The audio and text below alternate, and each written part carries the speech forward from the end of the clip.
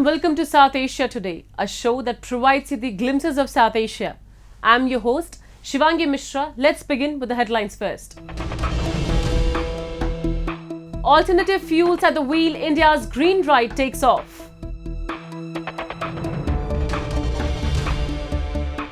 Suicide bombing attack in Pakistan's Peshawar kills 2, wounds 7 others.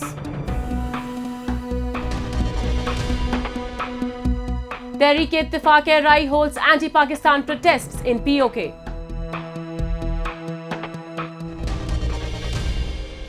Let's begin the show. India's growth story is one of innovation, ambition and resilience. The country has consistently strived to enhance the standard of living of her people.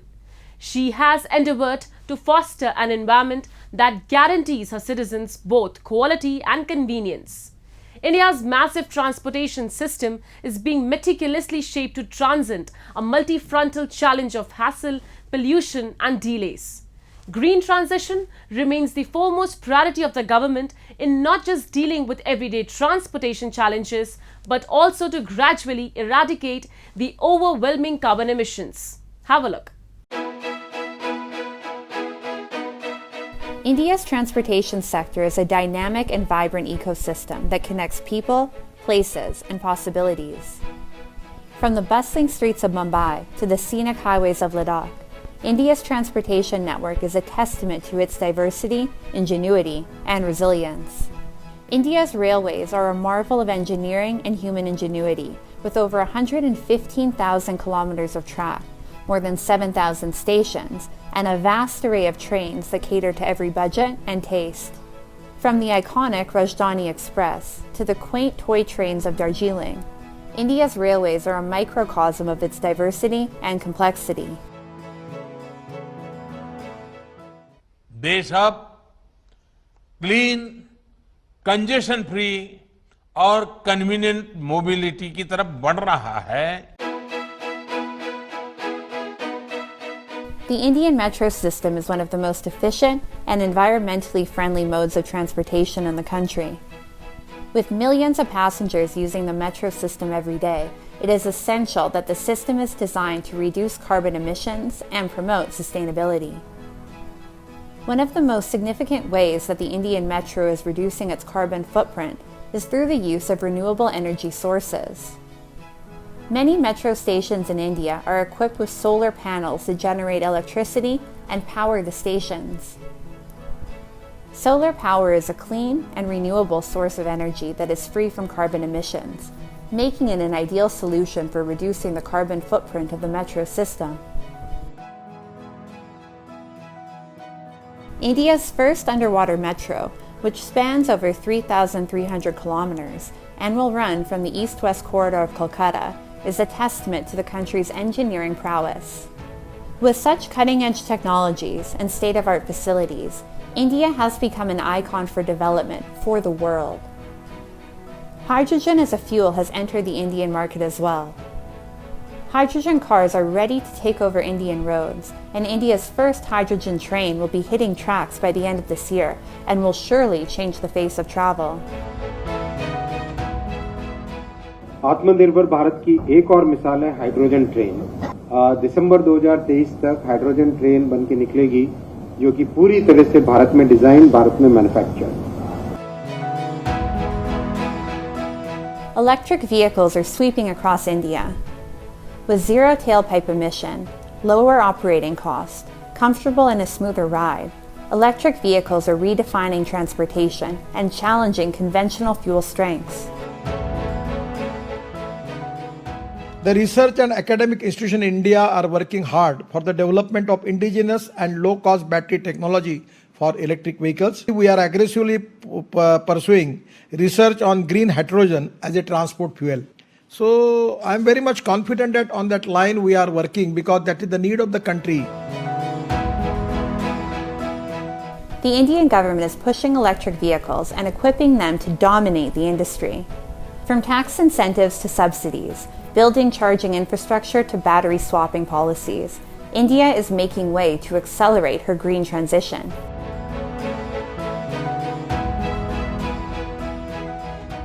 The electrification of Indian railways is an evolutionary, brighter, more sustainable future.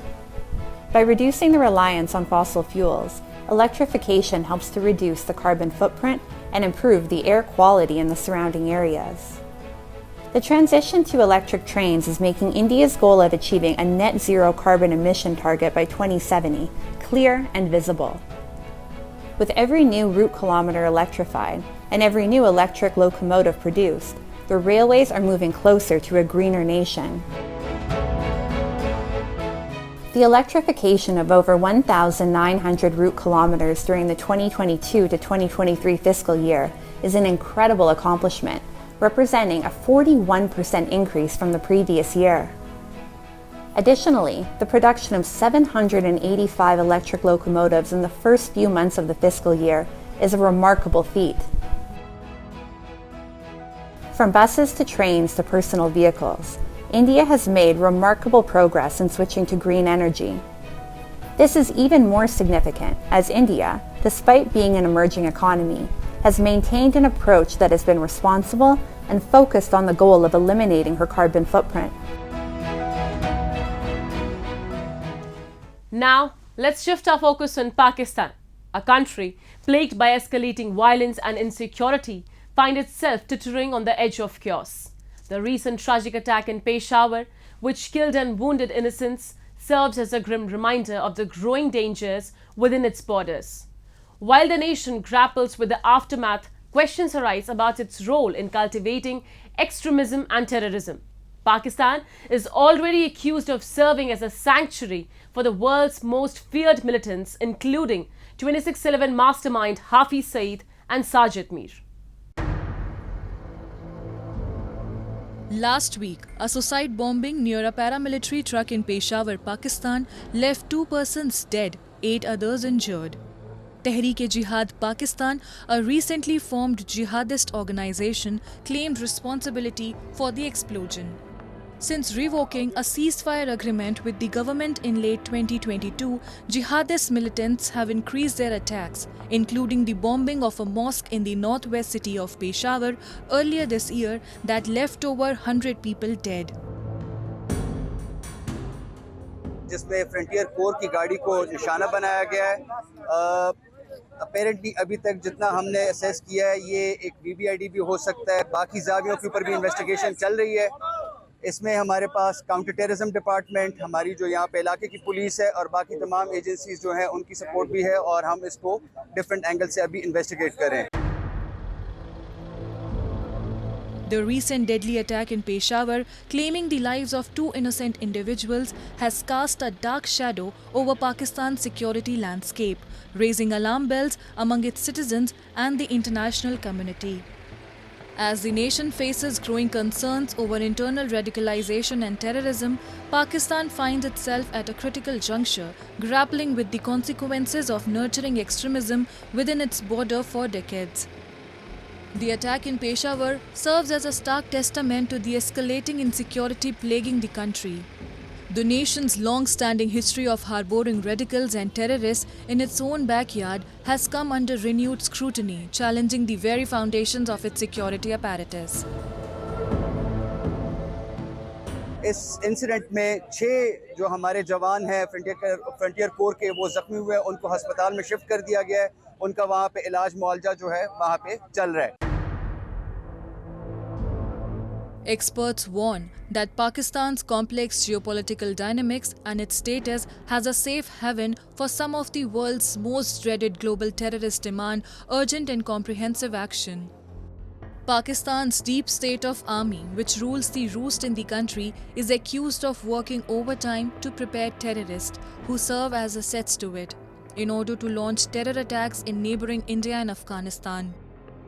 However, not every time Pakistan has reaped the favorable dividends. Sometimes its endeavors have proven counterproductive.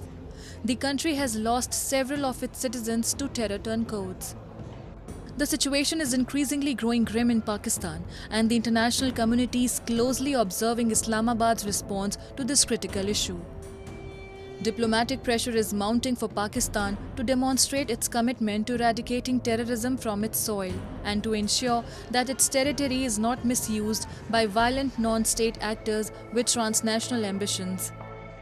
As Pakistan navigates the treacherous path towards stability and peace, its citizens hold their breath, yearning for a brighter and a safer future. The world watches with a mix of concern and hope as Pakistan confronts its demons and seeks to redefine its place in the global fight against terrorism. Now we take a look at some happenings in Asia in a segment called Asia Watch. Palestinians in Jenin took to the streets in protest following the arrest of 5 members of militant group Islamic Jihad by Palestinian forces. Earlier on Monday, Islamic Jihad said that Palestinian security forces detained 5 of their members in the city overnight, underlining rifts between groups in the West Bank 2 weeks after Israel launched its largest raid there in years. Israel, which says its raid targeted militants, has pressed the Palestinian Authority to take tougher action against Iran-backed Islamic Jihad and Hamas, which controls the Gaza Strip and also has fighters in the West Bank. There was no immediate comment from Israel on the reported arrest or from the security forces of the Palestinian Authority, which exercises limited governance in parts of the West Bank. The city of Jenin and the huge adjoining refugee camp have been at the heart of an escalation of violence across the West Bank that has triggered mounting alarm from Washington to the Arab world. Militant groups have accused the Palestinian Authority of weakness and failing to do enough to stand up to Israel.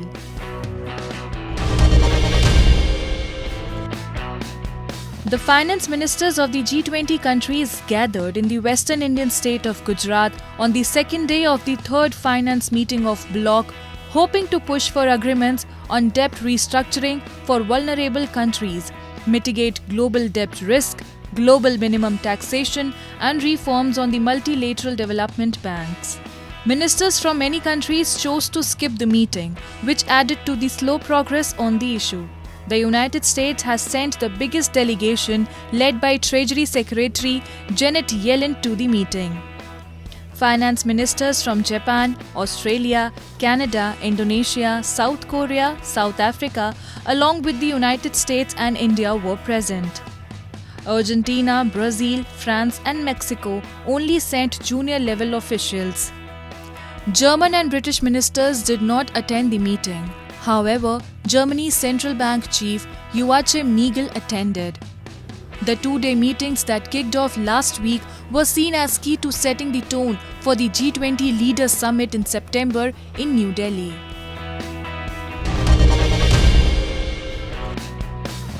Sun protection clothing is all the rage in Beijing, where a new record was set after temperatures remained above 35 Celsius for the 28th day in a row. Wide-brimmed hats, full-face masks and sleeves made of a cooling, UV-resistant fabric have become especially popular among residents and visitors who want protection from the sun. For 42-year-old Beijing resident Liu, comfort is key to wearing protective clothes as the weather is already very hot and stuffy and the clothes could make it difficult to breathe. Some children like 8-year-old Joy Sinchi was even spotted wearing solar-powered hats with inbuilt fans to keep cool. According to a staff member surnamed Duan at Bairong Mall, a wholesale shopping center in Beijing, the unusually hot weather and the reopening after the pandemic have led to a wider variety of colors and styles for cooling sleeves this year.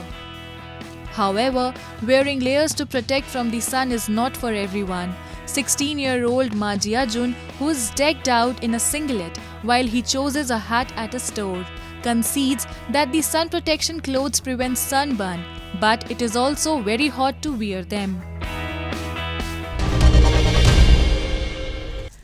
Several activists, locals and students came out on the streets in Muzaffarabad to register their protest against the POK administration. Led by Tehreek-e-Ittifaq-e-Rai, The protesters raised the issue of basic human rights and several other concerns regarding safety of lives on roads in the mountainous region and compensation for the victims of boat capsizing incident in the Mediterranean Sea. We have a report. कि यहाँ पे रोजगार के मौके ही नहीं है, यहाँ पे बिजनेस नहीं है, यहाँ पे हमें जीने के जो वो भूख ही नहीं दस्तयाब है।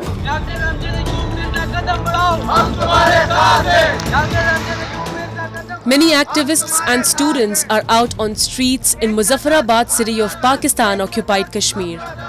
They are against the administration for the negligence they have shown towards the basic human rights of the people for over last 7 decades. The protests were organized by Tehreek-e-Ittifaq-e-Rai all across the region. कहने को तो आज़ाद रियासत है, लेकिन इस पे आज़ादी नाम की कोई चीज़ नहीं है। आपको पुलिस पकड़ के लाए, आपने जुर्म किया हो या ना किया हो, 2-4 दिन आपके थाने में लग जाएंगे और जाते ही आपके वहाँ पे कपड़े उतार के तशद्दुद का निशाना बनाया जाता है। पढ़ लिख जाएं, डिग्रियाँ लेकर आप दफ्तर जाएं, आपको कहीं नौकरी नहीं मिलेगी। एक का दर्द, सबका दर्द, एक का दर्द, सबका दर्द। Dr. Amjad Ayub Mirza, an activist from POK, has been leading the movement from outside the region. The activist has remained a staunch supporter of human rights for the people of Pakistan-occupied Kashmir. He is living in exile and keeping the movement against the forceful occupier. दीवार वो न होने की वजह से आज़ाद कश्मीर में हादसात की वजह से सैकड़ों लोग जो है ना वो जानों से हाथ धो बैठते हैं। आए रोज एक्सीडेंट होता है कि गाड़ी, मोटरसाइकिल, जीप, कार दरिया में जा गिरी और जो वो इंसानी जाने का क्या हो। They want safety railings and retaining walls to be constructed in the mountainous regions of POK for the safety of truck drivers and the people. The protesters complain more than hundreds have died in fatal road accidents in the mountainous regions due to the absence of railings and retaining walls. कि हम अपनी आवाज़ वक्त के हुक्मरानों तक पहुँचाएं, उस authority तक पहुँचाएं जो ये सारे काम करना है, जिनकी जिम्मेदारी होती है।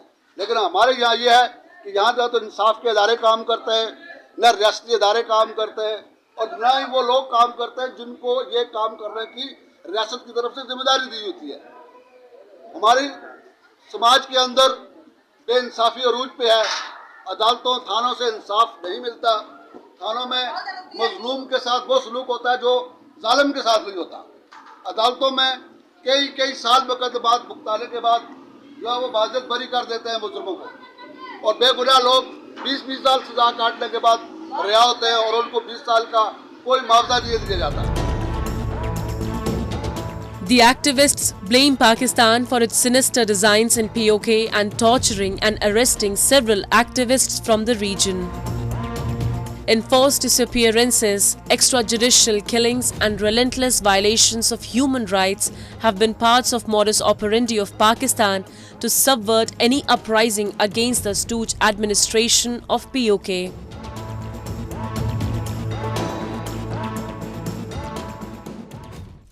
India, the land of rich cultural diversity, proudly holds a heritage of various art forms, each showcasing the country's artistic prowess. Among these treasures is the illustrious art of Basoli paintings. Originating in the small town of Basoli in Jammu and Kashmir, Basoli paintings are a fusion of Hindu mythology, Mughal miniature techniques and local hill art. With a history dating back to the 17th and 18th centuries, these paintings have captivated art enthusiasts for generations. An exquisite form of painting characterized by a vigorous application of primary colors and deep-set facial patterns is one unique feature of Basoli painting of Kathua that leaves the viewers mesmerized at first glance. While the captivating Basoli painting draws its inspiration from Vaspianism, the themes have mostly been taken from epics and Purans. Hailing from the foothills of the western Himalayas, the art defies convention as it draws out the illustrations with vibrant and bold colors and has been spread throughout the regions of Jammu and Punjab. While its origins can be traced back to the 17th and early 18th century in Basoli, the painting later found its way to other hill states of Mankot, Nurpur, Kullu, Mandi, Suket, Bilaspur, Nalagarh, Chamba, Guler and Kangra. The old eccentric art of Kathua have been awarded the geographical indication GI tag, making it the first art piece of Jammu and Kashmir to have the license to preserve its uniqueness. And now, when the Amarnath Yatra has begun, the government is making efforts to showcase these artworks.